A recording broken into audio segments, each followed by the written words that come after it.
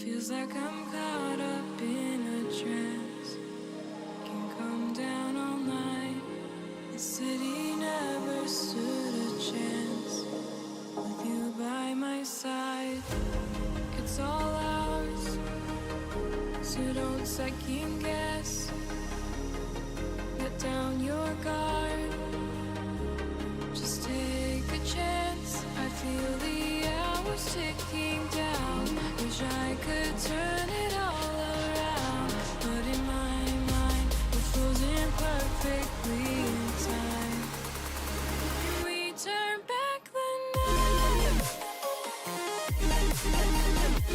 and stay in this? What is good, Nimfam? We are back for our first Team Help stream of the year, and as you can see, I'm not only joined by the fabulous SpeedyQ today, but also the legend that is UC Jonnie. So welcome both. We've had some big announcements in the UC community, so Speedy, do you want to tell us a little bit about those? Most definitely. Thanks. Hello to everyone. Good to be back. I hope you guys all had a fantastic Christmas and obviously it's a good start to the new year. What I just wanted to cover basically is a lot has happened with Ultimate Champions Unagi over December and January. So I just wanted to recap a couple of those events that basically occurred. So the first one is obviously during the Christmas festive season. We ran our Christmas Advent calendar. That was quite nice for our community because each day of December, basically, a manager stood a chance to win. We had prizes from packs, shirts, champ gift cards, basketball TV passes, even a football manager game, which was quite cool. But that all culminated in the coolest prize, a Mario Götze signed football shirt, which I think is very, very fantastic. He's one of the business angels of Unagi behind the scenes, so that was fantastic for the person who swept that up. And then what was a very, very nice surprise for our community as well is on Christmas Day, I think without any warning, when they woke up, if they happened to pop into the pack store, we dropped some nice Christmas packs in for the community as well, which was received quite gratefully by them, which was great. So that was the way we celebrated. And obviously we had the Christmas Cup tournament that was running over that period of time, the Festive Cup, which was fantastic with some great rewards that were on offer. Then I'm going to bounce into our affiliate program. We have mentioned it on the stream before. Just to mention it again, anyone that becomes an affiliate and starts to grow the community or their community can earn an incredible 20% return on auction sales. Marketplace, you can grab 20% of our total fees, including both seller and buyer fees, amounting to an approximate 3% on marketplace sales. But I think the big advantage pertaining to this and what we've seen in the last 6 to 8 weeks, and Jonnie, feel free to comment on it, is this has created a lot of hype amongst our community. UC managers who have become affiliates have started to grow their own sub-communities. And we've seen a massive Ultimate Champions presence on social media as well because of these affiliates and UC managers running giveaways and sharing their return on investments and things about Ultimate Champions, which I think has been fantastic. Yeah, I've seen lots of people. There's been lots of giveaways, that's for sure. And I know a few people like WFT have got their own kind of mini Discord communities. And I think, a lot of presence out on Twitter, which is obviously going to help kind of reach wider audiences. I tried one with FIFA point giveaway, actually, with Team of the Year, which I think reached kind of about 600 people. And the affiliate scheme is super generous. So definitely working wonders, I think. Fantastic. I tried my hand over December over a couple of those giveaways, but unfortunately I wasn't lucky. Then I'm going to jump early Jan. Obviously, we released to our community that we're going to stop 3 of our summer leagues, namely Latvia, Finland, and Iceland. UC's focus is basically shifting to major clubs and leagues, and then obviously building on our existing EFL clubs that we currently have within Ultimate Champions. And so what we're trying to do is obviously elevate the league quality, valuing top-tier teams, simplifying the game, and then also focusing rewards in fewer tournaments, so that if you end up the top, you are well rewarded, if I can put it that way. What we are doing, though, this is the first time in UC's history that normally clubs or leagues go uncovered, but obviously their athletes still remain covered because we have Opta coverage and things like that. But we are actually stopping the Opta coverage. And because of this, we're offering a special opportunity to repurchase your eligible cards from these leagues under specific conditions. Starting with the 2024 seasons, we'll cease the coverage, as I mentioned, of these 3 leagues. We should have a announcement tomorrow for our community, and then obviously we're going to take it over a couple of steps to get the community's feedback on what we plan to do regarding valuing cards, etc., and how we're going to purchase an epic or a mythic, or things pertaining to kickoff packs that might have been purchased during that specific time. So that was released because of our buyback implementation that we mentioned. It was actually relatively well received by the community, and now obviously it's just to pinpoint it and nail it down and make it as fair as possible for everyone that has basically been impacted. So that's on the summer buyback. Then we also had a transition from Champ. Champ is no longer. We transitioned over to the new Una token. Una is now Ultimate Champion's new token, and will be the token that connects all of Unagi's future Web3 games as well.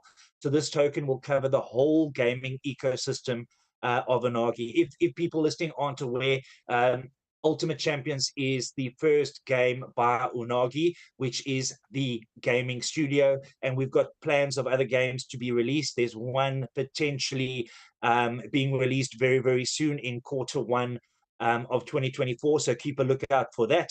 And this token, Unagi, you can see how it ties in. It gives a bit of rebranding. People will be able to associate that token name with Unagi, the gaming studio, and that's how we plan to link and facilitate it for all the Web3 games that get developed and released going forward under the Unagi umbrella.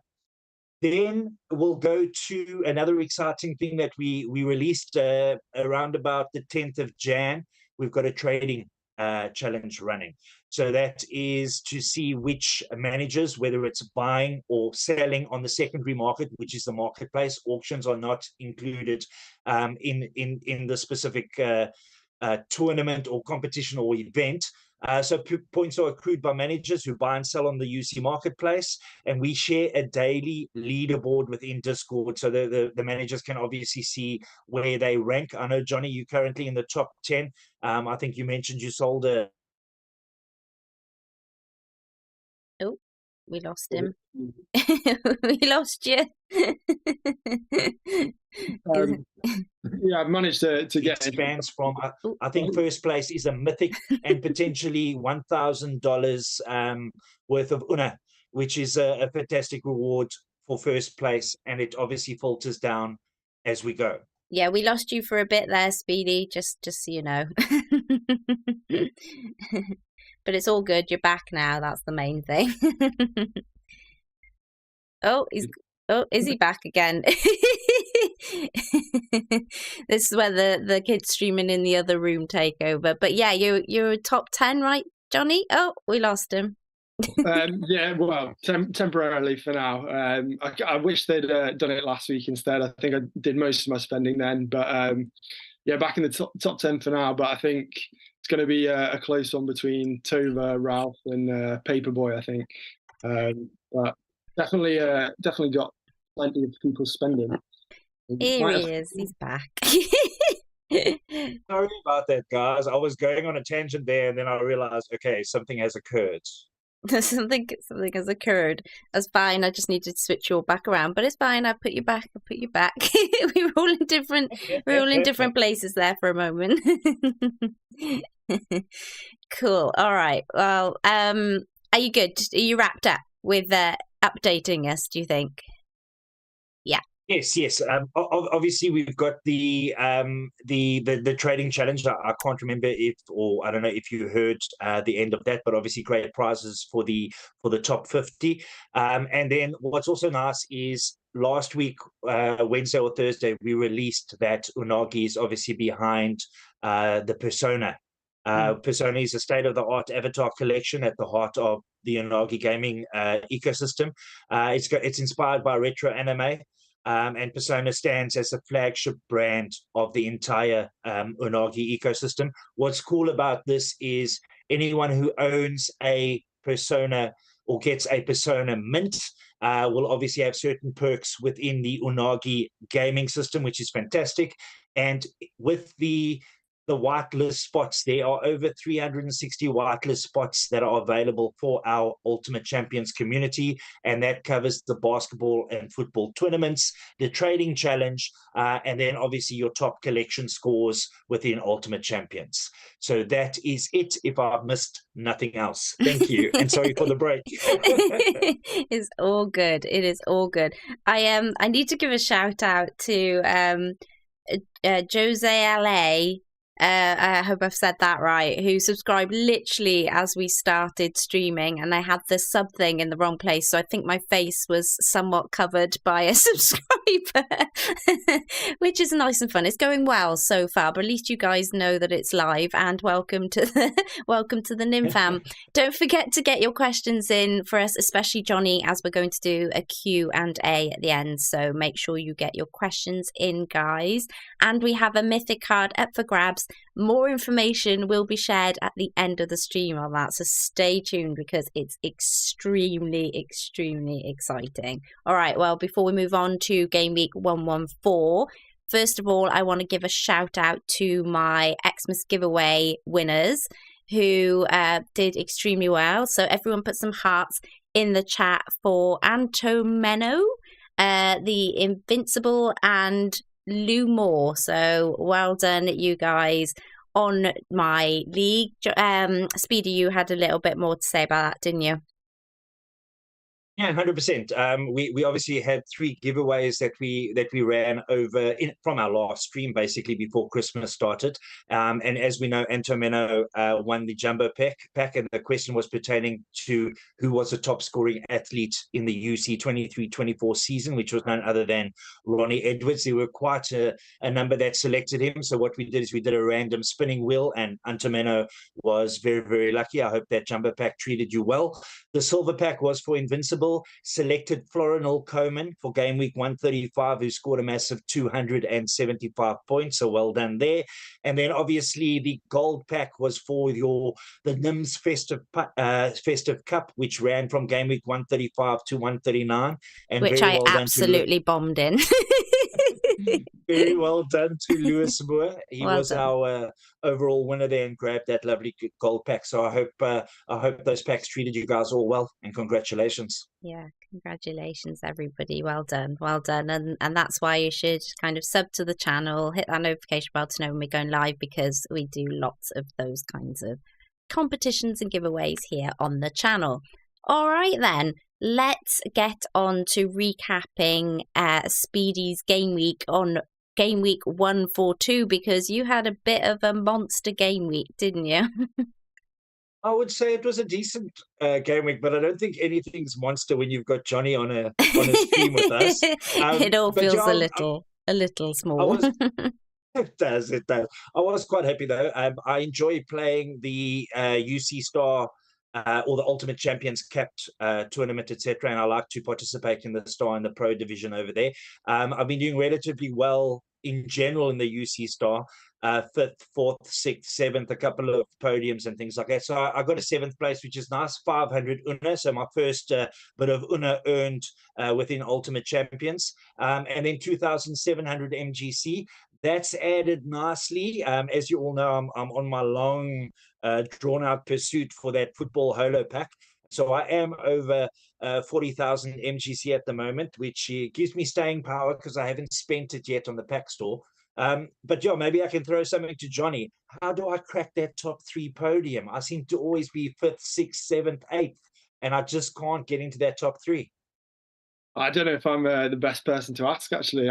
I was doing very well in December, but January has been an absolute stinker for me. But I don't know. I think the key is to just make sure you've got the best players at the end of the day. I can see you had Palacios there, which is awesome. I don't know. It's difficult. I feel like scores have been crazy, especially in January. Like we just kind of podiums, the scores required are getting higher and higher. Just Yeah, there were a couple of 3,000s, over 3,000s, I think, first, second, third. I think Ralph was up there and a couple of others. So yeah, it was a massive game week, and I'm probably going to be hurting going forward because Palacios is injured for a little while, and he's like one of the gun mythics that I do own at the moment. Yeah, I'm going to be hurting from that one as well, definitely, since he's one of my main guys. So yeah, that injury has not come at a good time for me. So let's hope it's not too long. Absolutely. Right. Well, that is amazing stuff. And I guess we should get on with Game Week 144, as that's what everyone is here for. And let's chat about the teams to target for game 144. Why did you stick an extra one in there? 144. Let's go. So what I've done, obviously, for this week is I've selected, we could put it one underdog and two definites if you want. So the first one is obviously Sepsi, and you can see their stats at the top. A team from Romania that is sometimes overlooked. They are unbeaten, though, in their last 8 outings, which includes a cup game and their 2 friendly matches over, obviously, the Romanian break that they had over the Christmas period. They're also unbeaten in their last 5 Superliga matches with 4 wins and a draw. They've scored 14 goals and conceded 5 in these games. They hit 6 last week past Poli Yasi in the previous game week. I laugh a bit about that because they played on the first game day, which was the Friday evening, and some of our UC managers had 2 players and they'd already crossed the 1,000 mark threshold, which was amazing. So they play UTA Arad in game week 43. And like I said, they might not hit 6, but with UTA sitting near the bottom of the log, I think they're overwhelming favourites. Players to look out for: Marius Stefanescu has come to form, Nicola Porn, Cosmin Matei, and keeper Roland Nixuli are great options for the upcoming game week. Then I'm going to jump to Barcelona. They haven't been doing the best since they've joined UC. But they are starting in the league. We're not talking about the cup, but in the league, they're starting to pick up a bit. They have 3 wins and a draw in their last 4 La Liga matches. They still have a lot of work ahead, obviously, to catch Real Madrid and Girona, which is quite a ways above them on the current La Liga table. They play at home against 15th place Villarreal this game week, and there's potential for some massive scores from their athletes. Ferran Torres, Lamine Yamal, João Felix, Frankie de Jong, and Pedri are some that stand out and should potentially be put in your lineups. I wouldn't touch their defense just yet because I think, I don't know when last they've actually kept a clean sheet. Maybe wait for Ter Stegen to be fit, and with the keeper and the proper defense in front, that might make them a bit tighter at the back. And then last but not least, our only unbeaten current team, I hope I'm not speaking wrongly, but Bayer Leverkusen from Germany. They've obviously extended their Bundesliga lead by 7 points over Bayern. And let's see, maybe they're on the way to be the German Invincibles this season. All of their athletes score consistently well, so any selection from them will basically be beneficial. I don't know if you saw the announcement a little while ago within Discord. So the Leverkusen new season cards have been released. They've re-signed with Ultimate Champions for another season. So they will be on auctions. I think there might be a couple that are on auction in the next half an hour or so, and then also become available in the MGC Pack store. So go and check out the Discord announcement to have a look at those specific times. And yeah, we've got some new players that are going to join us: Alex Grimaldo, Nathan Teller, Victor Boniface, and Jonas Hoffman. And we'll also get to see Granit Xhaka not wearing his Arsenal kit, but wearing the new Leverkusen top. Just remember, Victor Boniface is out, and I think some sources said it could be 2 to 3 months. And yeah, that's my little recap on 3 potential strong sides for selection for Game Week 144. Yeah, Jonnie, are there any teams that you'd add? We're going to get on to players in just a second. But any other teams there that you'd add? I know it's quite a small game week, but any others stand out to you? To be fair, I think these were 3 of my 4, but the 4th was Rapid over in Romania. They're away to Dynamo Bucharest, I think it is, but who are 15th in the league, and Rapid have just come off the back of a 4-3 win, I think it was, and yeah, I think that they could be a great team to back this week with players like Jakob and even Burmaz, their new striker who came off the bench, got a goal, and just obviously transferred from Serbia a couple of weeks ago. Yeah, I think Rapid are probably the next team I'd add to this list. Yeah, nice. I'm waiting, Jonnie, you'll probably remember I'm waiting for my Genesis Mythic to come back from injury, old Claudia Petrilla. Since he's moved to Rapid, he's been on fire until he got injured, obviously. So very exciting team. Yeah, definitely. Nice. Okay, so here are the 3 players that we picked out for you guys within the game week 144. So, Speedy. First one, Mario Stefanescu. He's been around on Ultimate Champions for quite a while. Hasn't been the most consistent over the seasons that we've had the Romanian Superliga, but he's upped his game recently. He has 5 goals and an assist in his last 5 Superliga matches. He's fresh also off a brace from his previous match in that 6-0 drubbing.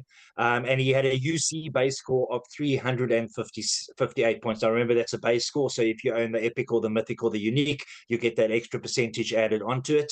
I would say he's a must-have in the Superliga tournament for this game week. And I wouldn't mind even using him in the Ultimate Champions or the All-Stars tournament either.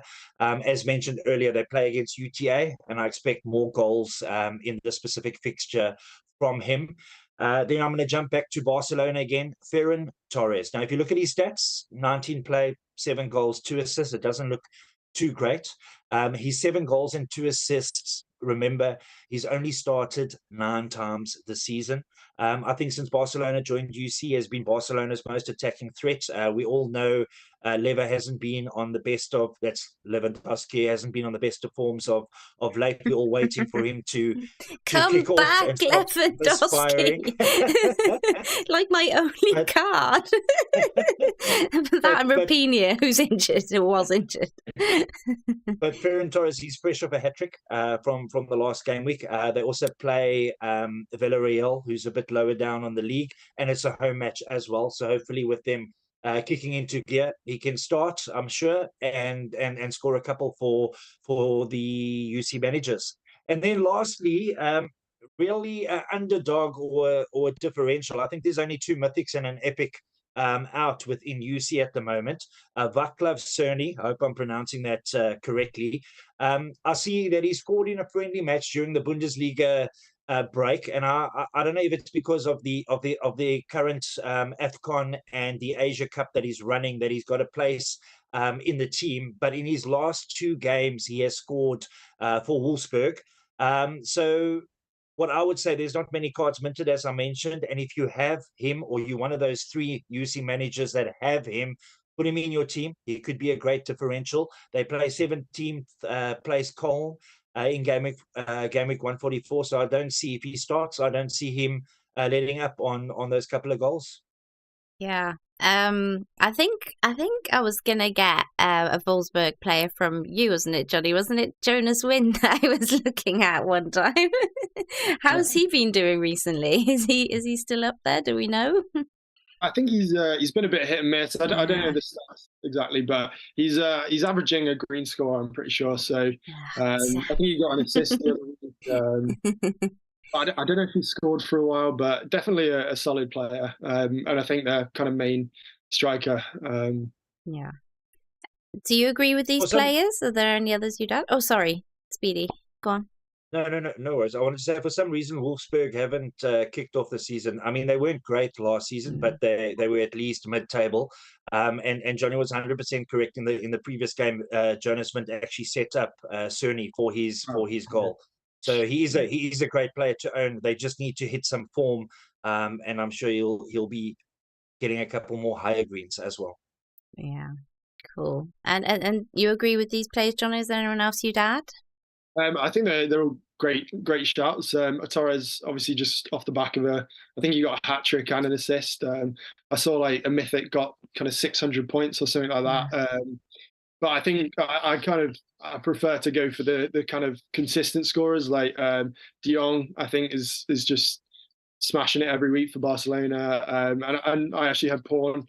So it's kind of similar teams, but Pawn was a bit out of the team for a bit for Sepsi, and not scoring very well, but came back with a huge score last game.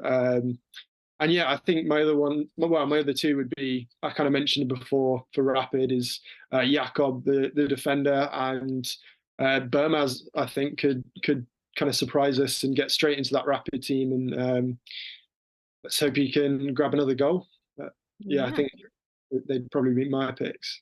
Nice. Oh, so many to think about this week. Even though it's like a small game, it's like still so many options. It's great.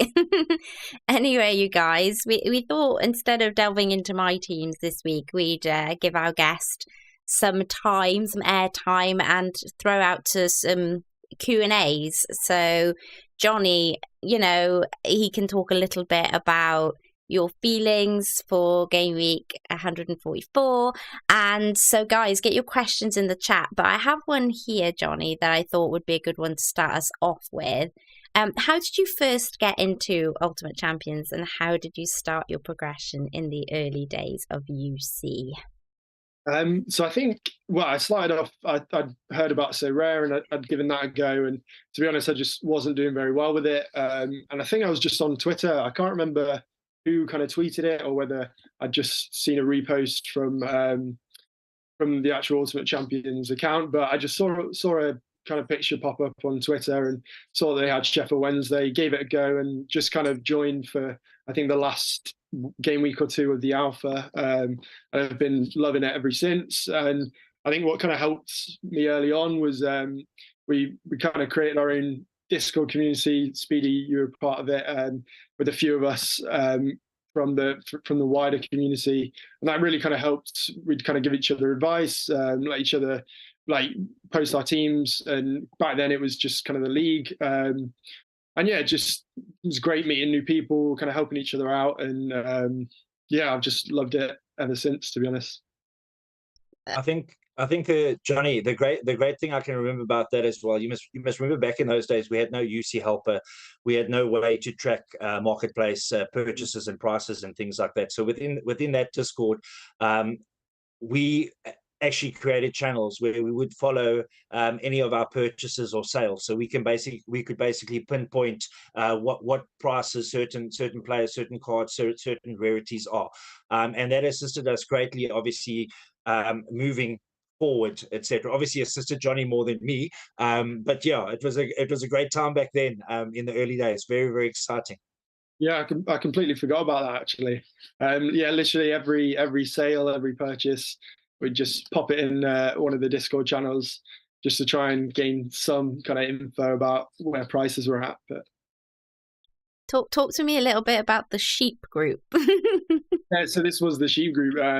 It started because literally very early on in the Discord community, I think there was a bit of a discussion and a bit of a disagreement, and a few of us all kind of had the same opinion on whatever the discussion was, and somebody kind of said we were all sheep, and we were like, all right, let's embrace it. And I kind of messaged some of them, and we're like, oh, it might be handy to create a separate server and just help each other out. And we thought, what better name than to call ourselves the sheep? So.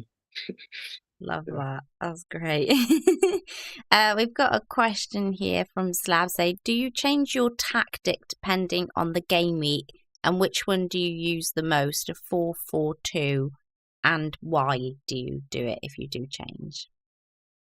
My tactic, I think, is to just I go full strength.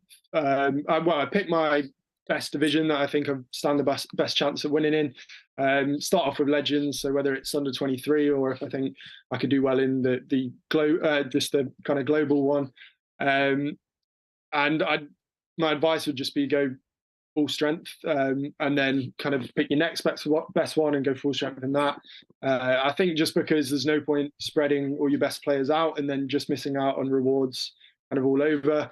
So I kind of stick with that mindset every game week, but some weeks, if I know I've not got the strongest under 23 team out, then I'll kind of prioritize all stars or ultimate champions or whatever. And formation, it really just depends on fixtures. I think for me, I try and get as many defenders and midfielders out as possible because they tend to just be the most consistent scorers. And yeah, I like to kind of captain a defender as well, just like you kind of Ronnie Edwards, you Ricardo Santos. But no, I don't really have a favourite formation. Probably 5-3-2 or 3-5-2. It kind of depends on fixtures. I don't know about you guys. Yeah, it's Speedy's like whenever we've kind of like interacted and things, it never really comes down to the like formation, does it, Speedy? We always choose the best players, I think, for the game week more so. It's the best players, but I do agree with Johnny's analogy on midfielders and defenders, and potentially your goalkeeper, which you have to have. The nice thing about them is they can score big without scoring highlights in your goals and your assists and things like that. Where a lot of the strikers, because they don't have a lot of ball possession, they might not get a lot of touches, and you do have exceptions to the rule. They only score well if they score or assist, etc. So yes, to go strong. So like I say, now and then I play it regularly. A 5-3-2. I've captained old Josh Knight. I don't have a epic or mythic Ronnie Edwards, but a Josh Knight. He's been doing quite well with me. And then obviously until Palacios's injury, he's been my perma captain in the UC Star division as well. But yeah, like Jonnie said, it goes on a feel, on how you look, and I agree with him 100%. In the past, I used to spread myself too thin across the tournaments, and you seem to have greens in all these various tournaments and divisions, but you don't have all the greens in one. So good to start with your main one and work your way down. Yeah. Absolutely. H asks, when sign RPL? I'm hoping you guys know what that means. Russian Premier League. I think right. Okay, Russian Premier League. Yeah. I guess Speedy. I think certain things in the world need to come to a stop, obviously, and then potentially we can look down those specific avenues. Like I say, the teams always looking at getting more teams in, clubs, leagues, and things like that. But as mentioned earlier, they are looking at a lot more quality over quantity moving forward. Absolutely. Cool. Jonnie, can you share some highlights from your Ultimate Champions journey and any memorable moments, please? Yeah, I've got a few, to be fair. I think one of my highlights in terms of actual Ultimate Champions is packing Genesis Unique Ruout, who I eventually sold for $5,000, which was very nice. But it was, that kind of really kick-started my journey on Ultimate Champions. But it was probably about 2 months into, or it was 1 or 2 months after kind of it launched, and I remember staying up till I think 4 a.m. So I could purchase one more pack, and that's the one I managed to get in. So that was nice, but also the kind of the socializing sides. A few of us went to watch a game in Sheffield. We went to watch Sheffield Wednesday, which was awesome. It's a team I support, and it was great to kind of meet some people in person. And also I went to an Arsenal game in the kind of UC box there and met a few more kind of people from the community, which was awesome. The dream. Although I think actually they lost 3-0 to Brighton that day, so yeah, it wasn't great if you're an Arsenal fan. I remember just being there like, oh god, like surrounded by Arsenal fans, not great. Yeah, not good at all. Okay. Nazareth asks, taking value into consideration, if you could buy one player in each position, who would you buy? What did you say? Taking value into consideration? Into consideration, yeah. Oh, I don't know about that one. I think defender, you've got to have Ricardo Santos at the moment. He's just so consistent. Him or maybe Ronnie Edwards, they're the top two for me at the moment. Midfielder, this maybe isn't taking value into consideration, but Frankie de Jong is a must-have for me, I think. But if you're trying to go a bit more better value, Maybe a Xhaka Epic. I don't know what he's selling for nowadays, but he's been super consistent for Bayer Leverkusen as well. Forwards, it's a good question. I guess Koeman's been smashing it for FCSB in Romania. I don't know. Anyone on your mind, Speedy? On the strikers, obviously, you mentioned Florinal Koeman, correct? So on the strikers, you've got your Dion Charleses and things. He hasn't been as prolific as he was last season. I've been disappointed with Aaron Collins this season. He's a great striker. He was in top form at the beginning of last season, what I can remember. Scored us lots of points. I would like Balogun to come good. He's obviously moved to Monaco now recently. He's had a couple of good outings, but he just needs to get that consistency. So it's the cool thing about Ultimate Champions and fantasy football is us as managers, we select our players, but they can hit and miss on any given day. So to try and get that consistency, especially in your forwards, is at times difficult. Another good one is Alfie May. Alfie May doesn't miss. He was injured for a little bit. He didn't score this last week, but he's a quality striker. And then Ben Garrity, I know he's a midfielder. He's been injured for a while. He's quite prolific for Port Vale as well. So you need to go and look at those last 5, last 15, see who's your consistence, look at the stats, and put those guys in. Some of them, no matter who they play. Definitely. Yeah, some of my Tranmere forwards do okay for me. Yeah, that's a great shout. Connor Jennings, he's a great shout at Tranmere. He seems to be one of them that even if he doesn't score, or even if Tranmere don't score many, he can still just kind of pump out some green scores. Yeah. And I am definitely here for the Ronnie Edwards. I think I got him in a pack, or even as one of my just common rewards. But every week I'm there trying to squeeze him in any team I can get him into. So would absolutely love to kind of get an epic or a mythic one day maybe. Okay, I got one here for you. How do you assess athlete value? And are there certain statistics or metrics you prioritize when making sales and purchases? So I think there's a few kind of key drivers for value. I think the main one is obviously just scores. Obviously, the higher they score, the more valuable they're going to be. And I think obviously the club has a big element as well. Like you like Lewandowski, even though he's not scoring well at the moment, we know what a kind of player he is, and we know that Barcelona. Well, we assume at some point Barcelona are going to turn a point and start getting some wins or getting some decent wins. So yeah, club's definitely one. Age is another one. Obviously, under 23s have a bit of a premium because they're the only players eligible in the under 23 tournament. I think I had a few more, but even just things about likelihood of transfers.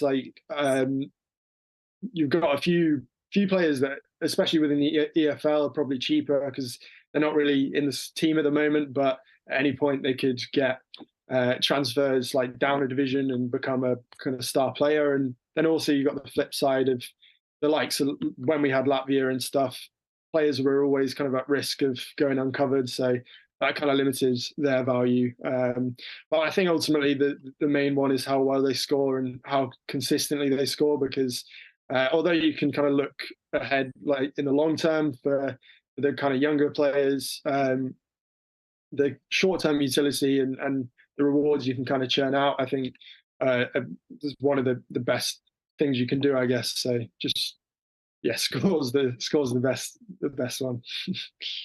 I like as you mentioned, that I agree with you 100%. Scores, because you get those immediate results. You can obviously build up your UNA, MGC, and things like that, because it's going to show in your performances. But I think one of the most exciting things is where you get a youngster, a prospect, potentially early on.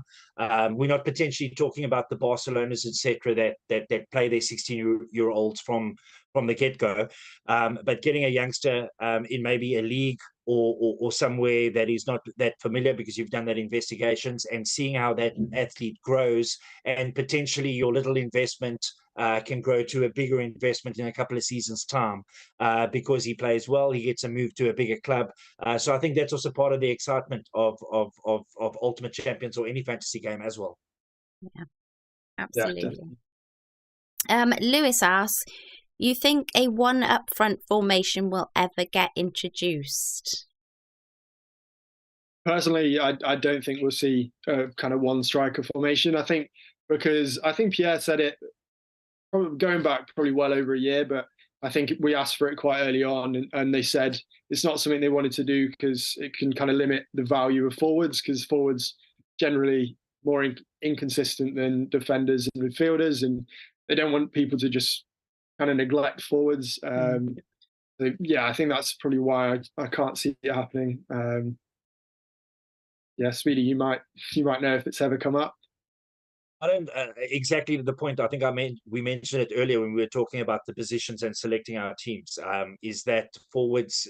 You rarely, I don't want to say rarely, because you do get consistent scorers, especially if they go on a scoring run over a couple of games. But because of that, not potentially having as many possession, defensive, and those type of stats, keeping it at a minimum of 2, just to give them utility within the game. I have a quick question, if I may, Nim, to jump on any other questions that I haven't. Do you still use the DNP trick a lot, Jonnie, within the game with your various teams? I was using it, and I think it's a great trick. I feel like it can be the difference between getting a podium and not, especially with keepers at the moment, because keepers are bloody hate keepers. You can just never pick the right one. But honestly, with the kind of last month or two, with the postponements and like random kind of rotation, and especially I have quite a few uniques, and a lot of them are they great? Probably not. So they can get rotated a bit. So I've been playing it safe the last few weeks, and to be honest, now I think about it, that maybe that's part of the reason why I've not been winning as much. So I might have to get back on it. But yeah, I think it is a great tactic as long as you're kind of confident that everyone is gonna play. Yeah. Sent. Yeah, I like it. It's good for somebody like me just starting out, where obviously I'd like to enter certain tournaments, but I don't necessarily have the right kind of cards yet. So it's a good way of maybe being able to still kind of enter some of those tournaments, and having, a couple of people I know will be going in off of the bench for them, but not really knowing, which one to choose. So it's quite a helpful tactic there. Definitely. Sorry, and on that, the more tournaments and divisions you can enter, even if you are using some DNP tricks, etc., it's all churning out that MGC at the end of the day. I mean, with how the positions are now recently restructured with the tournaments, etc., where you have your top 15 places and then a couple of percentages. If you get drips and drabs of MGC from all various tournaments and divisions, it adds up at the end of the day, and you can get those silvers, golds, or even holos one day. One day. I mean, it's long for you, but I mean, I may as well be playing into my 90s. You've got far more restraint than me. I think the most I've managed to save up to was about 67k maybe, and then I just spent it all. I think it was one late evening I put in the Discord, oh, somebody convinced me not to, and everyone was like, do it. So do it. And that's the thing, though. I don't know if you can remember back in the day. I was a proud owner of a unique. One of the first gold packs that I opened, I got a Danny Drinkwater unique and a John Swift mythic. And Danny Drinkwater basically played one game at the end of the season, and we never heard about him again. So that's the only unique I've ever ripped or got in a pack. So yeah, that's why I'm not even looking at that MGC, and I want to see what I get after a year or two's time.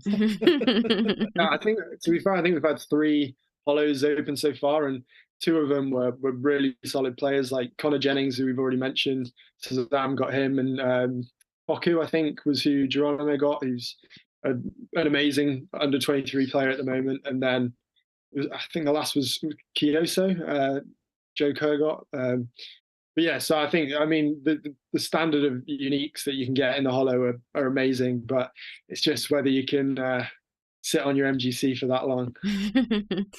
Yeah. I can't. No, Speedy knows I struggle as well. I see the shiny gold packs and I'm like, oh, I can afford one of those. So, yeah, it doesn't tend to last long for me. But I just did want to circle back on the formation thing and the striker thing because as somebody who plays FPL, and that's kind of my background and where I've come from, I can see why you wouldn't want to make it a single striker formation, really, because with FPL, quite a lot of the game is inactive, so we can't have defensive midfielders really, or central defenders so much unless they're scoring like Gabriel did last week.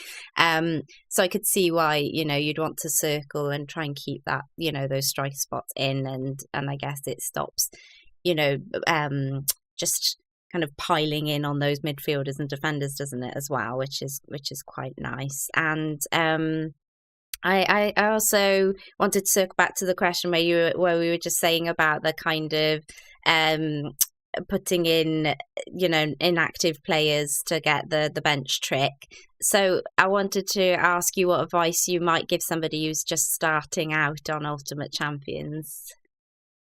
Yeah, so well, I think my first piece of advice would be obviously always do your own research and don't kind of invest anything that you can afford to lose. That kind of goes with all these kind of things. But when it comes to actually like playing the game, I'd say always kind of target one division at a time if you're going to actually put a bit of money in and try and build a team. Don't try and kind of spread across different tournaments. Just target one division, build as strong a team as you can for that division, and then you can kind of go from there. You might kind of churn out some rewards, and eventually you can move on to your next division and so on. Also, make sure you use Play Sharper for lineups. It's really reliable on the whole, and it helps me out a lot. UC Helper, make sure you use that for player prices and kind of stats and things like that. And centre backs and CDMs are kind of the most consistent scorers. That's another one. I think they're probably my main points for new players. And just enjoy it. And join the Discord. A lot of helpful people in there. So yeah.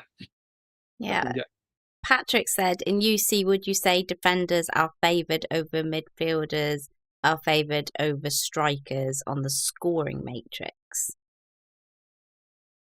It's not so much defenders or midfielders. It's more within defenders, like it's the kind of ball playing centre backs or the centre backs that just like to clear it and get loads of defensive points. They tend to score much better and more consistently than your kind of fullbacks because they lose on possessive scores. And similar with midfielders, you want your kind of your centre mids, your CDMs who are going to get defensive points and possessive points. And actually forwards, it tends to be the wingers, I think, who tend to kind of score more consistently than out and out strikers. I guess that's to do with kind of possession, winning duels and things like that, like dribbling, taking on defenders, and even kind of they tend to get a bit more defensive work, like making the odd tackle on the wing. I'd probably go defenders are the best, then midfielders and forwards. But yeah, as I said, it's kind of within each position. You've got to look at the specific position. Yeah.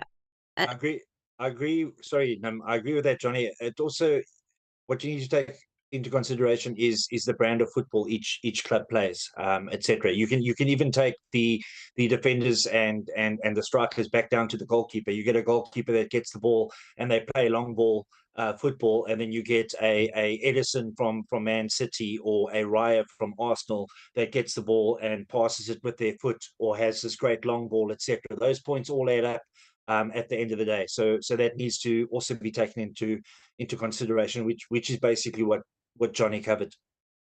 Yeah. Any pitfalls, any common pitfalls you would caution newcomers to avoid? I'd say don't just kind of get too excited on the marketplace when you first having a look and just think, oh, this player's got a high green score, let me just buy him. Yeah, definitely kind of do your own research and use UC Helper as I mentioned before. Had a few others. What else? If a deal looks too good to be true, it often is. Obviously, a lot of us within the kind of UC community are pretty on it with kind of transfer rumors or injuries, and sometimes if somebody is moving uncovered, people will try and get rid of them, and a few people will kind of fall victim to that and just be like, oh, what a great deal for this player, and then they'll find out, oh, it's because they moved to or whatever. But yeah, I think just do your own research, and yeah, But that's it, and like you said, Discord as well, because we've got various channels underneath the football, like your transfers and your injuries and things like that, and a lot of the managers, etc., come from various from various cities and countries as well, so they can give you those insights on specific leagues, etc. So that's why a lot of people that potentially aren't in Discord might miss a lot, and they wake up after the game week's end and why did that one not play? Why did this one not play? And things like that. So very important to keep your eyes on Discord, and if valuable information is shared, then soak it up and then take it from there. And then, like Jonnie said, on the people going or athletes going uncovered, like he said, if a deal looks too good to be true, step back, do a little Google search or have a look on the Discord before you push that buy button for that athlete. Yeah, I think sorry. That's okay. I was going to say something I've learned. I'm not sure whether it's really a pitfall. Is that what I was taught quite early on was to focus on certain tournaments when you're starting out. So try and edge your collection towards those tournaments and focus on those tournaments, because if you think too broadly and try and get too many cards, you can often just kind of get lost at sea a little bit and not really be able to compete too much in any real tournaments. Would you kind of agree with that? Yeah, that's what I was just going to kind of touch upon, actually. We kind of mentioned it for any advice for new starters, but you don't want to kind of spread yourself too thin and leave yourself having to research all of these different leagues if you're just wanting to kind of play it casually. And also, you don't want to be buying like 5 F picks from 5 different leagues, and then suddenly this game week only one of them's playing, the next game week another one's playing. So I'd actually say it's probably a good idea to try and keep your buys kind of one league at a time, or at least kind of EFL one country at a time, where they're going to kind of play together. And yeah, just it's probably worth kind of looking through the past game weeks, looking at the rewards, the kind of how many people are entering each division, and I think that's the best and most efficient way of kind of targeting a division and seeing kind of where you think you'd stand the best chance at kind of cracking into the rewards. Nice. Jack Kelly says, Jonnie, can you talk to us about your recent basketball purchase?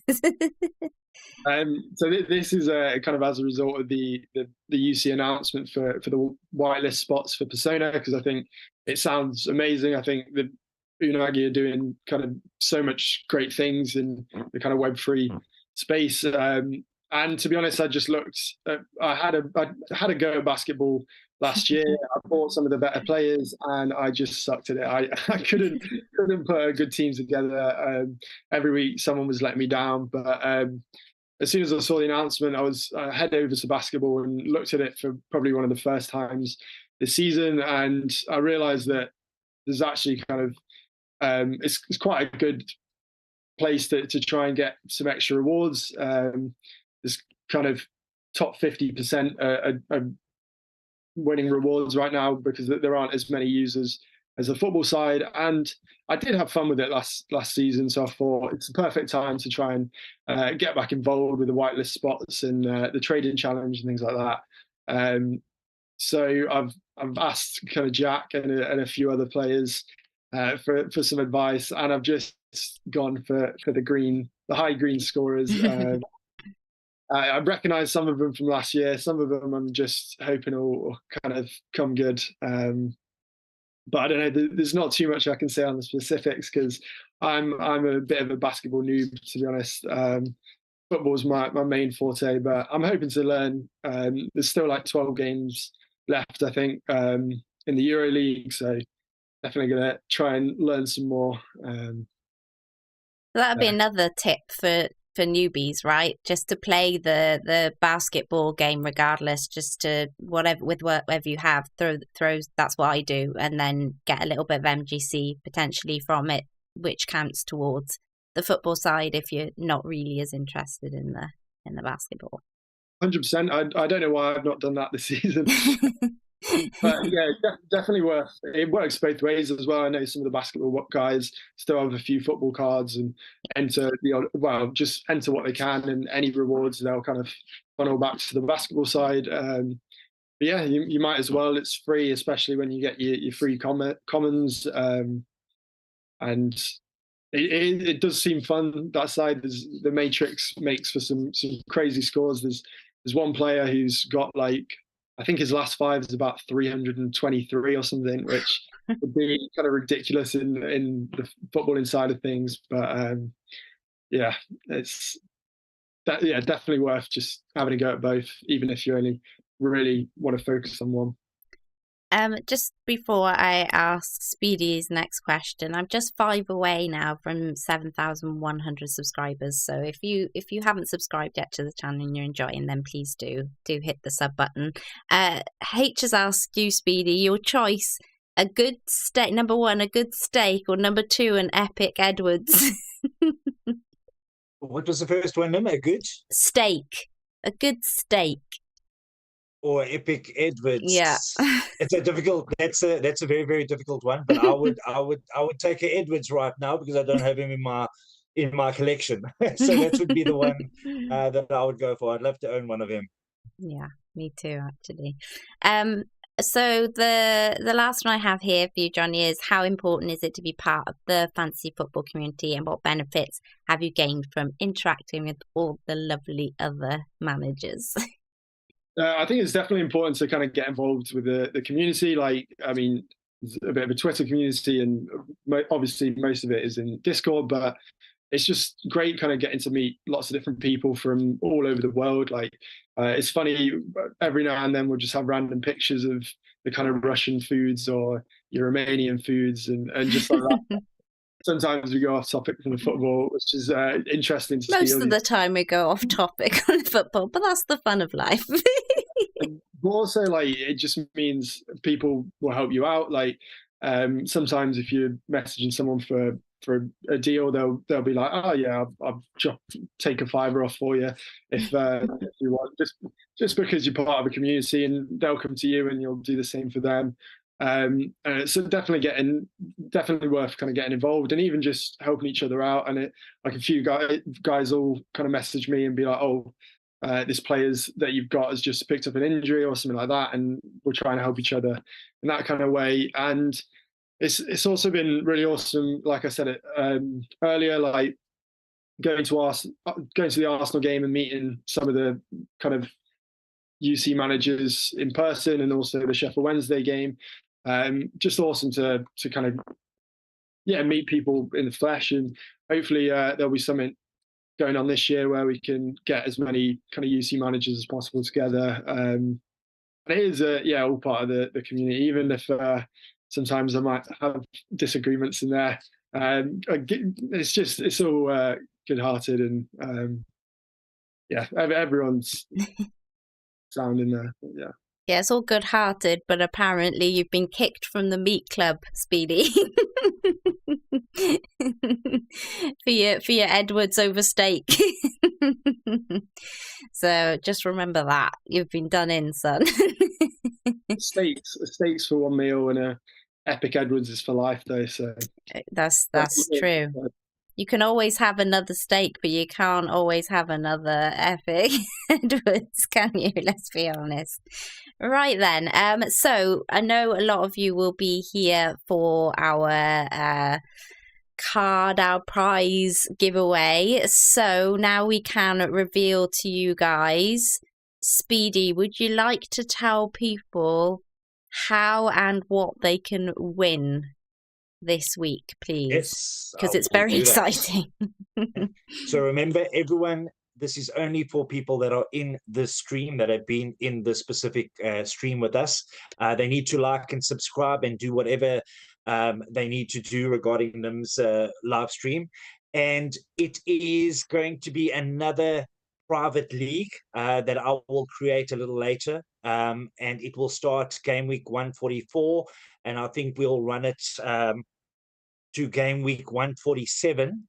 And the overall winner of that private league will win a mythic Granit Xhaka new season Leverkusen card. As we said, like we did in Christmas, you need to DM me your details, and I will then share that private league. Guys that are in the stream, don't share the private league code with anyone else. It's going to not only minimize your chances of competing for that mythic Granit Xhaka, but what it's also going to do is you are then going to be able to register, and we'll be able to check back to make sure that you've registered as well, and watched this actual live stream to see if you qualify. So good luck. I think it's an amazing award, and a great scorer. Are we allowed to enter? You and Jonnie can enter, of course. I will be Get in, Jonnie. just to monitor. I won't qualify, but yes, of course, the more the merrier. And you guys were on the stream as well, so yes. Ooh, Jonnie, this is exciting. I did actually. I sold a mythic Xhaka today for $280, so that kind of gives you an idea of how valuable this reward is. So, yeah, good luck to everyone involved, and hopefully me or Nim beat you all. You have far more chance than I do, but I'm going to give it a good go. Why not? Why not? It's such a pretty card. It's so pretty. It's unbelievable. Does look good in his new Bayer Leverkusen kit, to be fair. He does. And more importantly, he gets the points in that kit too. So that's the important bit. So yeah. Ooh, a private league, another one. This will be exciting. So those of you that were in the Christmas league, get on in the private league, and I guess you'll put all of the information on Discord, Speedy. They must, like I say, it's going to be just for the guys. So I'll do a little announcement tomorrow. Obviously, you'll only get the league code when you message me via DM, and if you've been on the stream. So yeah, perfect. Brilliant. And yeah, so make sure you do that, guys. Make sure you're subbed to the channel, and yeah, then keep your eyes open on Discord for your chance to win that. And I just want to say a massive thank you to both Speedy and Jonnie. Thanks again, Jonnie. I know you were on early days. You were one of the first that joined me, so thank you for coming back. I hope you'll join us again soon. Yeah, thank you for having me back. Definitely be keen to come back on for sure. Yeah. Crypto Sparky has asked, can Speedy post his Twitter handle so we can DM him? Yes, I will. Crypto Sparky not in Discord? Because you can DM me in Discord, and then I can give him that information. But it's at SpeedyQQ. There's an extra SpeedyQQ. There's an extra Q. Yeah, I need to add the extra correct. Q onto my stream because you added it after we did the stream a while ago, and I haven't updated it. So there's an extra Q on the end of the stream. In fact, I will make sure I put it in the I think you'll find the link as well, the Twitter link in the description for Speedy and for Jonnie. Yeah, they're both in there in the description underneath the video. So make sure you go follow both of them on Twitter, guys. They are definitely worth a follow there. So make sure you do that. And thank you all for joining us. And we'll be back again next week. Hey, Speedy? Yes, we will. Thanks very much. It was a great first show. Jonnie, thanks very much for being on. Always nice to hear your insights and how you progress through Ultimate Champions. And I'm sure everyone listening enjoyed it thoroughly. So thank you once again, and have a great evening, everyone. Yeah. Come back and join us again soon, Jonnie. Yeah, cheers for having me. Bye, guys. Take care. Bye all. Right. Feels like I'm caught up in a trance. Can come down all night. The city never stood a chance. With you by my side, it's all ours. So don't second guess. Let down your guard. Just take a chance. I feel the hours ticking down. Wish I could turn it all around, but in my mind we're frozen perfectly in time. Can we turn back the night and stay in this dream for repeat? Can we turn back the night and stay in this dream for repeat? Can we turn back the night? Same old places come alive. Wherever we are, feels like I'm seeing with new eyes. Even in the dark, let's go get lost. Just take my hand.